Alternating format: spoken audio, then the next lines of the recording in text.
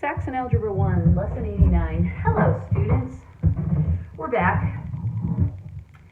A few words about the midterms. All did a really good job on the midterms. Strong performances, which on one hand doesn't surprise me too much, but on the other hand is more remarkable because of the weird way we've been studying these past couple months, however long it's been.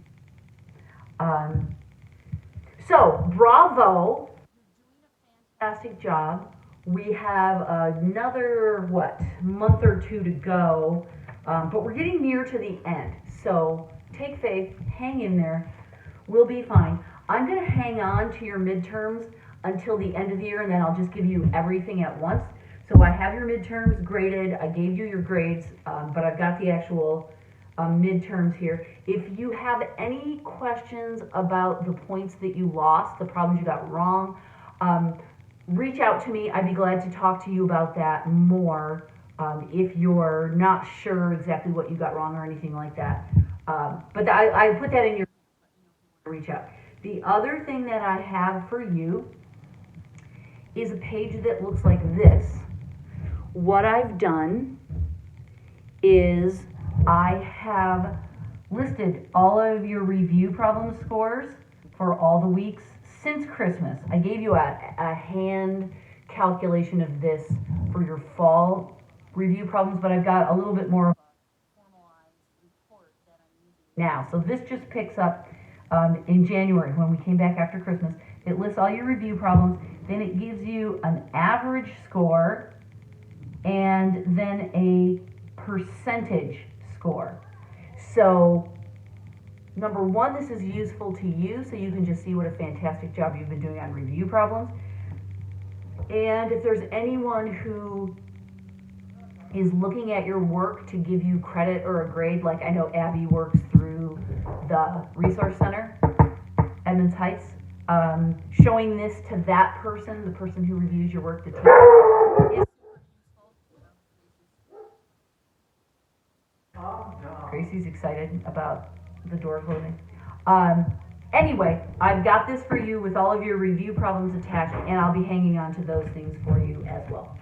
All right, enough housekeeping. Let's go to lesson 89. Let me scoot. Did you notice I'm at a different table today? Just mixing things up a little bit, getting a little crazy.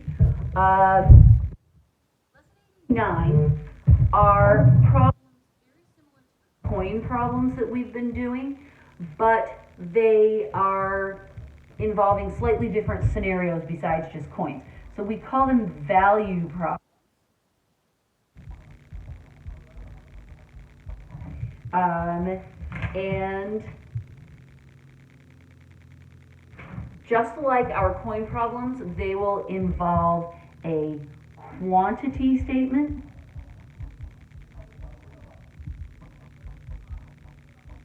which, like our coin problems, it's like there's 36 coins in all, and their value is $2.96, right? A quantity and then a value statement, what they're worth. This pattern will be the same in these new problems, and that's how we'll create our system. Remember, we listen to the words for things that are equal, and then we use those to build our equations. So there are two in this lesson. Example 89.1, okay? I'll read it, and then we'll go back and identify where, excuse me, I'm yawning. I'm not bored with you, I promise. And I really like these problems, so it's just my brain. Okay, here we go. We'll read it first, and then we'll go back and find the equations. So that's what I was in the middle of saying. Airline fares for flights from Tifton to Adele, fictional places, are $30 for first class and $25 for tourist class. I mean, maybe these are post-corona prices, but $30 for first class on an airplane, okay, and $25 for tourist class, okay. If a flight had 52 passengers who paid a total of $1,360, how many first class passengers were on the trip?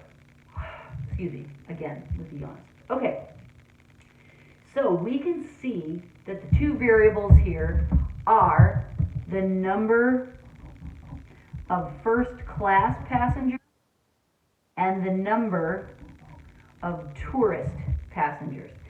Again, we use this subscripted variable thingy because we want to make sure that we know we're talking about the number of those people and not the value of those people. So, and you can just put the F, like I think that's what John does, he doesn't put FC. But for me, it's easier to remember if I can go number of first class, number of tourists. It just helps me match the words to the problems, and I like it. Okay, let's go back to the beginning. Airfares for flights from Tipton to Adele are $30 for first class and $25 for tourist class. Okay, so that tells me that in the second one, when we do the value statement, here, let's write this here. Quantity value. I'm going to multiply 30 times the number of first classies and 25 times the number of tourists. Okay, that's the first sentence. If a flight had 52 passengers, okay, that means that the number of first class plus the number of tourists equals 52. Because there's 52 passengers in all. They either paid a first class or a tourist fare. But the total paid was $1,360. How many first class passengers were on the trip? Okay, I think I've got this straightened out. Let's read through it one more time and make sure my equations make sense. Airfares for flights from Tipton to Adele are $30 for first class, $25 for tourist class. If a flight had 52 passengers who paid a total of $1,360, how many first class passengers were on the trip? I just yawned again. I'm really sorry, you guys. You're not boring me. Okay, so we have taken all the information, we have plopped it into these two statements, and we're going to solve them as a system of equations. Cool. Remember, that means we can either substitute this one into this one, or we can multiply and eliminate, right? I could substitute, but this looks big. This 52 seems a little excessive. I see that these are structured, these two equations are structured the same way. So I think I would like to eliminate. And looking down the columns, I could either multiply this equation by minus 30, or this one by minus 25, because that would cancel either of those. I think I want to do the minus 30 because I think those multiplications will be a little bit easier. I'd rather multiply by 30 than by 25. I can do that in my head better. So that's how I'm going to approach this, is I'm going to multiply this one times minus 30. That will cancel these. I'll solve for this, and it'll all be good. I can multiply 52 by 3 in my head. Honestly, that's how I decide. The other thing I wanted to mention is here in the value statement, everything is in dollars. $30, $25, $1,360. We don't have any cents like we often do. I can edit out all the yawns, shouldn't I? But I'm not going to. Okay. Where was I? We're going to not have to worry about the cents like we sometimes do in our coin problems because everything is stated in dollars. There's no decimal places in any of this. So we're good on that. Okay, I'm going to multiply this top one by negative 30, cancel out the number of first class passengers, and I'll be happy. So I'm going to rewrite this one down here. It'll be minus 30, number of first class, minus 30, number of tourists. Now this I have to multiply in my head. 3 times 5 is 15, 3 times 2 is 6. So I believe it is 1, 5, 6, 0. And it's negative, right? Because I'm multiplying minus 30 times that positive. Okay, I'm liking the way that came out. So now I'm going to add these two, right? This is my new system because I've rewritten the quantity statement times minus 30. So now those cancel. This becomes minus 5 times the number of tourists equals minus 200. So that means Even though I don't like those minuses, I like the way the numbers look, and I know that because they're both minus, it's all going to be fine. This cancels, the minus sign cancels, and we get the number of tourist seated passengers equals 40. Oh, that wasn't so bad, was it? So I go back and go, okay, did I answer the question? It says find the number of first class passengers. Now I found the number of tourists. So now I have to find the number of first classes. I'll do it up here. I look for an equation to help me. Oh, this first one makes it a dream. They equal 52, so if I subtract 40 from, I'm not even going to plug it in, you guys. I can just do this in my head. It's going to be 12, right? 12 passengers. That's the right answer. Yay! Yippee yahoo. This is a these value problems is doing it with tickets, because we can do number of passengers and the cost of each ticket. That is a great way to set up these problems. It's a common way that a lot of test makers will use. The other example is things that are for sale.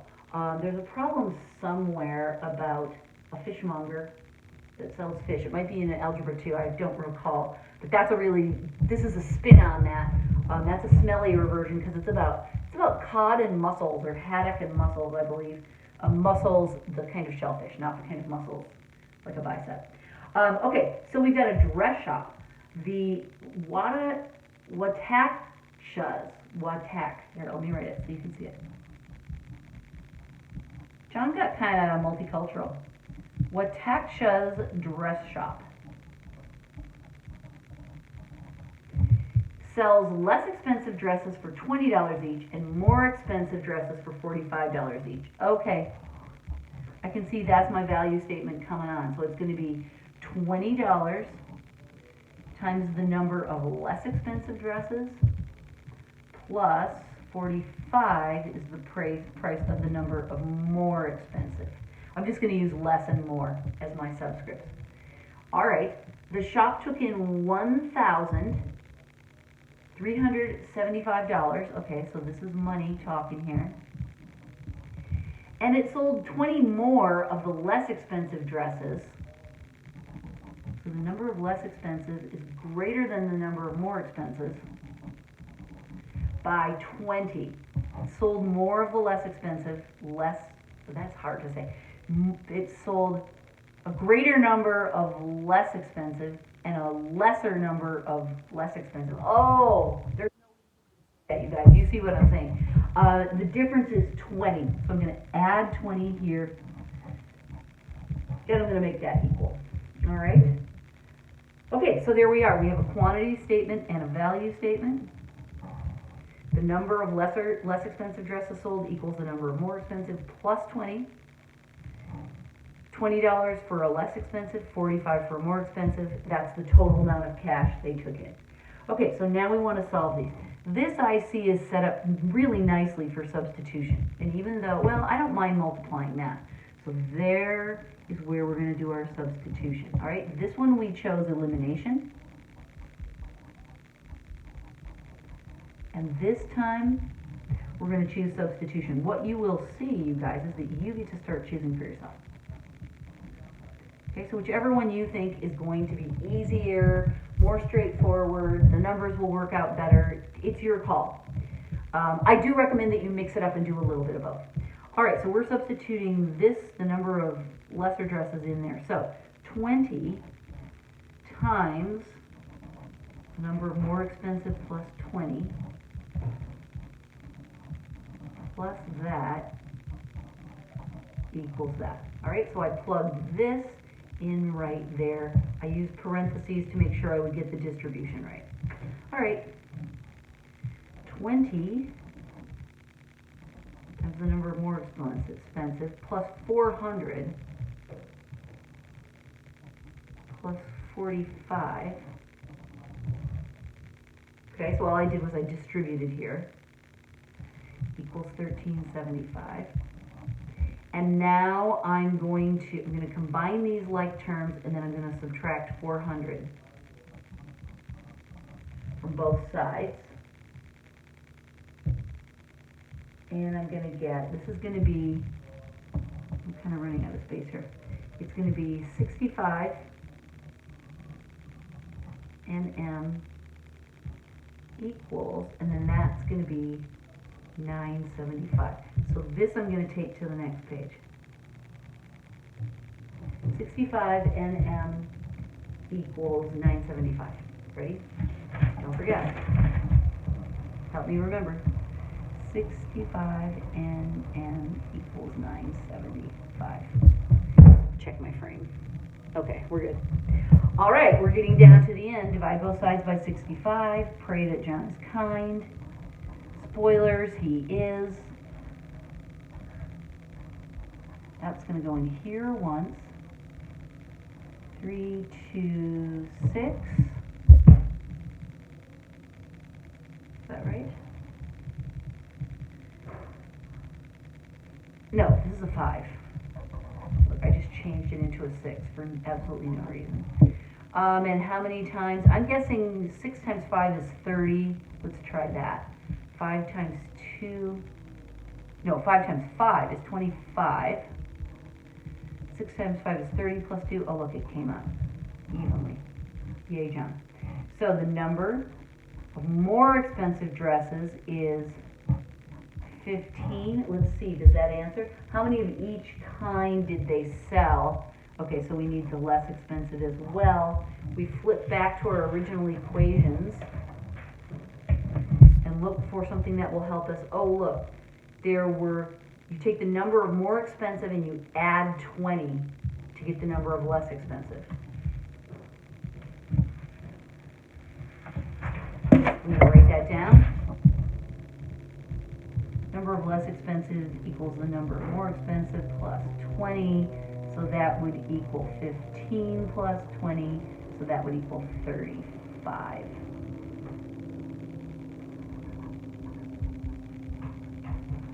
So there are our 15 and 35, yes. I'm just looking at the book, and I did it again where I was looking at the wrong example and looking at the answers and going, wait, 40 what? But that was the last problem. This is the current problem. We got it right. Now you understand the process. It's all about the quantity and the value statements, just like our coin problems, only John is telling us some different stories about plane tickets and dresses. Okay, that's lesson 89. Go get them, Tigers.